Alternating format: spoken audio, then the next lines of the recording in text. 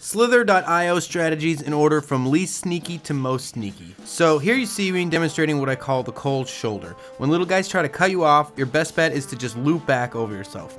Speaking of cutting people off, here's an example of how that strategy might actually work. Of course, this move also works on the big fellas.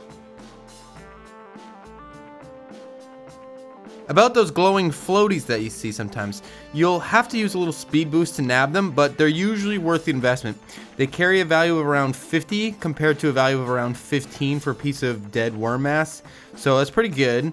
Obviously, it's best if you can nab one with minimal speed boost because then you won't be wasting a lot of your mass. Sometimes you get stubborn little fellas stuck in a coil, and what I do here is just create an unexpected notch in the loop right behind where this guy's moving around, so it just threw him off a bit. And this is a good strategy because it usually is easier to eat your reward after the worm hits you and dies, and the whole process is faster, which reduces your risk of being targeted by an even bigger worm. It's best to play Slither.io on a wide monitor and travel mostly in a horizontal direction. This will just give you better vision about what you're getting yourself into. So in this clip, I avoided disaster because I could see that there was danger ahead and I just changed my course.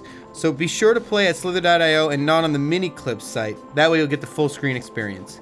When there is a big scattered prize to be claimed, sometimes it's best to just encircle everything and then collect it later. This protects your meal from third-party scavengers.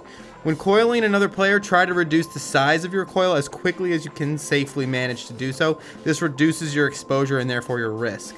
In a feeding frenzy, try to keep an eye on the other greedy little worms. It's often best to take them out before collecting your prize. So when other players act in predictable ways, they can be easier to beat. And with less worms around, it'll be easier to claim more orbs. Remember that you can use your tail as a shield. In this clip, I decided to cut back in the middle of the orb trail that I was targeting because I could see that my tail was running out and it wouldn't be able to defend much more unless I cut back and just took the prize that I was after. When you're caught in a coil, you might try reversing your direction. Here I was hoping to collide head on with my attacker, and reversing direction gave me the chance of doing this. You can see this guy jump out of the way when my head approaches his. And basically, by reversing direction, our heads are going to pass by each other a bunch of times, forcing him to have a more uncomfortable experience. If I go in the same direction, it may never pass, or it may pass only a couple of times. When a bigger opponent gets all glowy on you and starts looping around, what you want to do is turn around and make a break for his tail, because he's probably trying to encircle you. You can either escape his looping attempt, or maybe even do better than that. Following a big worm and just waiting to gobble it up when it inevitably dies is a strong strategy. Sometimes third-party worms want to get in on this game, and you can gradually funnel them to their death, much like I do in this clip. Once they die, you can usually flip around quickly and scoop up all their mass without worrying too much about the competition or being exposed too much. You know, if you turn around, you can even scoop up the orbs that you lost when you were bursting. You might not even realize it, but your worm body doesn't follow exactly in a line. There is a small amount of sideways motion on hard turns. Here you can see that I've trapped a smaller worm in a coil. Once I get my coil fairly tight, I take off in a straight line away from my target.